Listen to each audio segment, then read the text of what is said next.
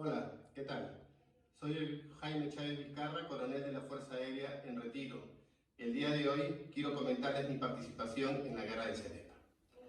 Antes que nada quiero decirles que para mí es un honor y un gusto estar ante ustedes para comentarles estos hechos, pues la historia la viví y la historia del Perú la escribí también en esos años, con mi participación en este conflicto.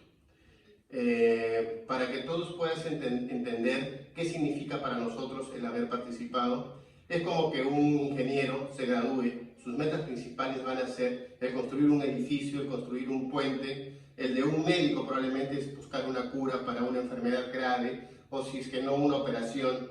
Para un militar es poder participar en un tipo de conflicto o de estas operaciones. Ese es nuestro censo final.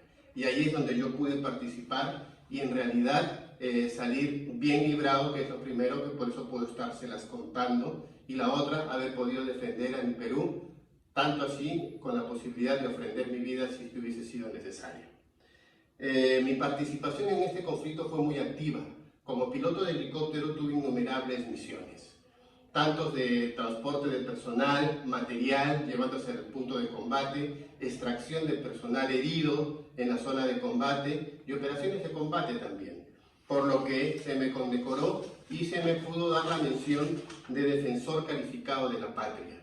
Es una mención que me llena de orgullo y que actualmente la llevo con mucho honor y también hago partícipe a mi familia, porque sufrieron los días de ausencia y los días de temor por mi vida durante el conflicto. Para entender este conflicto nos tenemos que remontar unos años antes.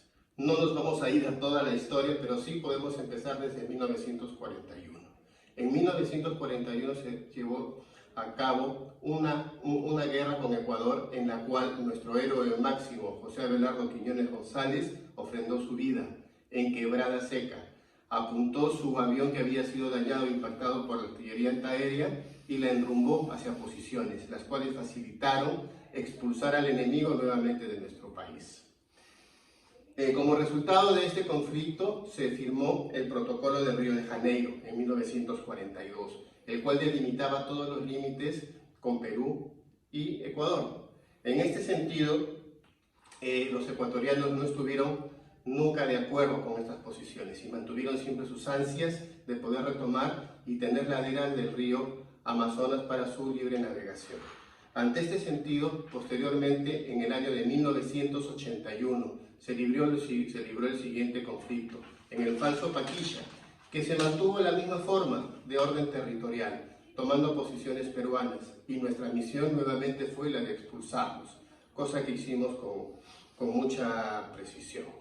Posteriormente a esta, los ecuatorianos esperaron cerca de 14 años para que en 1995, en los meses de enero y febrero, tuvieran una preparación tanto de armamento como de preparación de su personal en la parte bélica y política, para que todos sus ciudadanos y el personal de su país entendiera que este era un fin que ellos pretendían alcanzar. Tanto así que se enrumbaron a esta guerra y coparon gran parte de estas posiciones del Alto Cenepa, en las cuales aducían de que había un falso delimitación de territorio al haber encontrado un vacío de información en el protocolo de Río de Janeiro, pues se encontró el río Cenepa, que estaba en la cordillera del Cóndor y que antes no se había visualizado. Ante esto, ellos tomaron posiciones de los terrenos favorables para nosotros, para ellos, tanto así como eran el punto de Tihuinza, el punto de Cueva de los Tallos y el punto de Base Sur, y los asumieron como suyos, estando dentro de nuestro territorio. La misión nuestra fue la de expulsarlos nuevamente, pero esta guerra se tornó mucho más cruenta, pues se habían preparado con misiles antiaéreos en todas las laderas de los cerros. Es una cordillera la que está ahí, son muy altas las montañas que existen y los valles son muy profundos.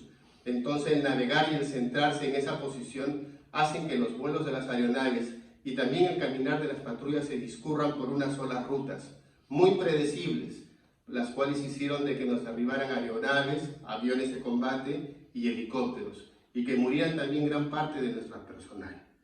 Pero bueno, este conflicto duró aproximadamente 2 meses, en los cuales tuve pues la participación muy fuerte.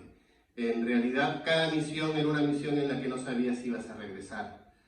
Solamente te subías con tu helicóptero, con tu personal, tu misión bajo el hombro y a salir. Te encomendabas al Señor y esperar a regresar. Después del regreso, hacíamos el debriefing y nos preparábamos para una nueva misión. Así transcurrían los días, hasta que posteriormente se pudo lograr que el 17 de febrero de 1995 se firmó la Paz de Itamaraty. En esa posición de la Paz de Itamaraty se hizo un cese y un alto al fuego. Se pararon las operaciones bélicas y se entró a un tema de conversación política, la cual se quedó hasta 1998 con el Tratado de Brasilia. Con el Acta de Brasilia, y ahí es donde se cerraron las fronteras. ¿Cómo les puedo explicar? Si yo como país me embarco a un tema de guerra y de conflicto, y le explico a mi población que nuestras fronteras nunca han sido bien marcadas y que van a variar a través de este conflicto, pero después, como resultado de esta guerra, yo veo que mis fronteras se mantienen iguales y ya son reconocidas internacionalmente, entonces no sé quién ganó ni quién perdió. Pero lo que sí les puedo decir, que cuando se dio este tratado de la Paz de Itamaraty, los dos países aducían que habían sido los vencedores. Solamente queda la historia decir quién se dio terreno y quién marcó fronteras. Eso es lo único que nos va a decir quién ganó y quién perdió. En esta posición, Perú ganó. Sus fronteras fueron reconocidas como tales y como estaban en el Tratado de Río de Janeiro. Se dieron ciertas concesiones a Ecuador, como la libre navegación en el río Amazonas, 1 kilómetro cuadrado dentro de Tiwinsa, para que sea un tema de respeto para sus muertos. Pero por lo demás, las fronteras tuvieron que ser reconocidas por ese país de esa manera.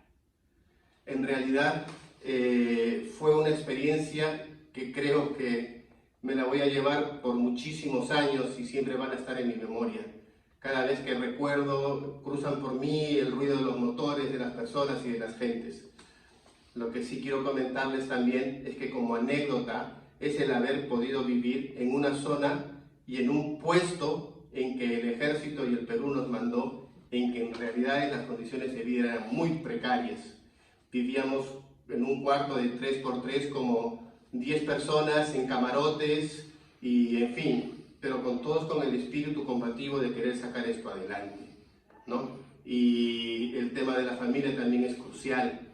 Y la anécdota es de que yo dejé a mis hijos muy pequeños en casa, los cuales mi esposa definitivamente quería verlos crecer al lado de su padre, y yo desde el punto de frontera, con muy escasa comunicación, y las noticias que llegaban siempre eran desalentadoras. Va a indicar que esto nunca fue una declaratoria de guerra, no se hizo, es por eso que no escaló y se quedó como un conflicto. ¿Qué les puedo decir a ustedes, las nuevas generaciones? Solamente indicarles y pedirles, en ese momento en el que Perú entró en el conflicto, estábamos en una de nuestras peores crisis, y todo esto se dio a través de nuestros gobernantes. Las Fuerzas Armadas estaban en lo más mínimo que pudieron haber estado de operatividad, pero la moral de su personal nunca decayó. Con lo que tuvimos y con lo que pudimos levantar para podernos ir al frente de combate, lo hicimos, y así nos fuimos. Pero esto no puede volver a pasar. Ustedes van a estar ocupando los nuevos cargos, son las nuevas generaciones, y van a tomar decisiones en el Perú, en nuestro país y en muchas de sus áreas. No dejen de que esto vuelva a suceder. Tomen a sus Fuerzas Armadas como lo que son, un gran aliado para defender la democracia, para defender nuestras fronteras, y de esa manera poderles dar la posibilidad de hacer su trabajo de una manera óptima y coherente. No solamente acordarse cuando hay problemas, sino simplemente mantenerlas como un fin. Las Fuerzas Armadas se deben a la población y la población también a las Fuerzas Armadas. La mejor parte de sus decisiones van a radicar en eso. Tomen buenas decisiones con respecto a esto. La política es muy importante, pero lo que sí tienen que desarrollar es su intuición para que estas cosas no vuelvan a pasar. Conozcamos nuestra historia, que es la única forma de no volver a cometer los mismos errores. Gracias, muchachos, un gusto haber estado con ustedes.